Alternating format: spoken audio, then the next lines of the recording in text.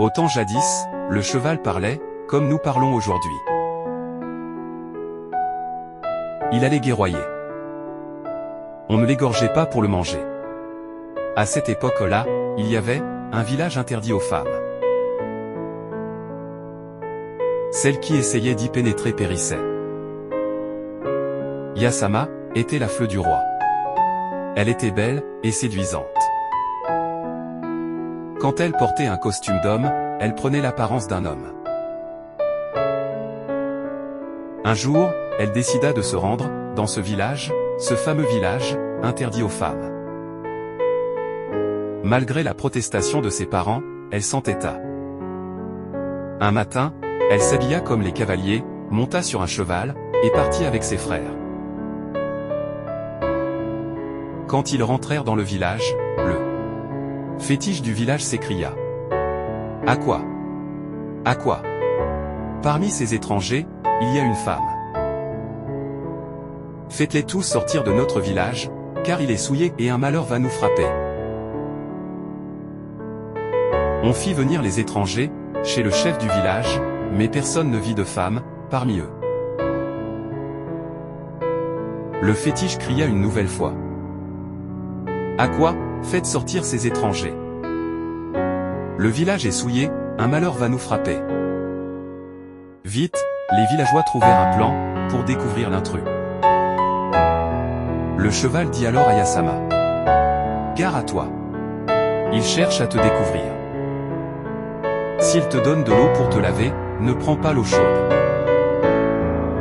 S'il t'offre de la viande, ne mange pas la viande cuite. » Yasama suivit à la lettre les recommandations de son cheval, et échappa au piège. À la fin de leur séjour, les villageois organisèrent une course de chevaux, au cours de laquelle, Yasama les battit tous. C'est alors qu'elle montra ses seins et dit qu'elle était une femme. On la poursuivit, mais on ne put la rattraper.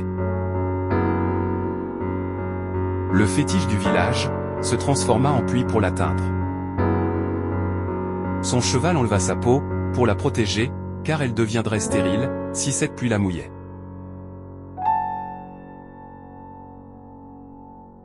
Toute joyeuse, elle rentra avec ses frères à la maison. Mais quand son père lui demanda de raconter son voyage, elle expliqua que le cheval n'avait rien fait, et qu'elle s'était débrouillée toute seule. C'est alors que le cheval hennit, et cessa de parler, à cause de l'ingratitude de cette femme.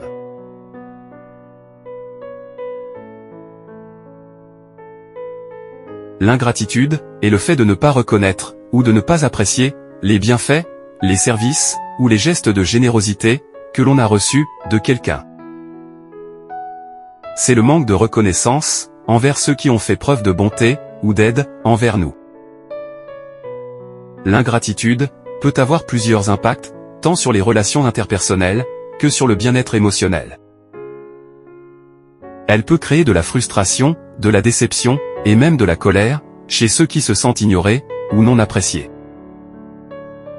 Cela peut également compromettre les relations, en diminuant la confiance, et en sapant le lien émotionnel, entre les personnes. Sur le plan personnel, l'ingratitude peut engendrer un sentiment de vide, ou de culpabilité, chez ceux qui ne reconnaissent pas la générosité des autres. En somme, l'ingratitude peut nuire à la qualité des relations, et au bien-être émotionnel, tant des personnes qui la manifestent, que de celles qui en sont victimes.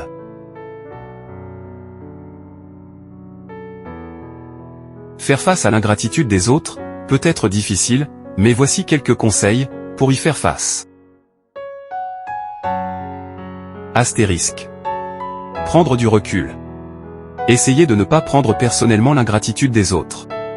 Souvent, cela reflète davantage leurs propres problèmes ou préoccupations que votre propre valeur. Astérisque. Cultivez la compassion. Essayez de comprendre les raisons qui ont pu conduire la personne à être ingrate. Ils peuvent avoir des difficultés personnelles, ou être submergés par leurs propres émotions. Astérisque. Fixez des limites. Si l'ingratitude devient un modèle dans une relation, il est important de définir des limites saines, et de ne pas permettre à cette attitude de vous nuire émotionnellement. Astérisque. Pratiquez la gratitude.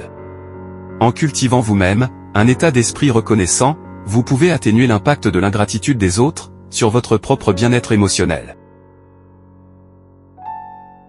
Astérisque. Communiquez ouvertement.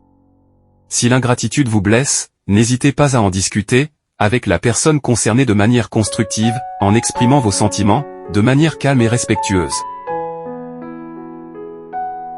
Astérisque. Choisir ses relations. Si une relation est toxique et caractérisée par l'ingratitude persistante, il peut être nécessaire de réévaluer cette relation et de décider si elle mérite d'être maintenue.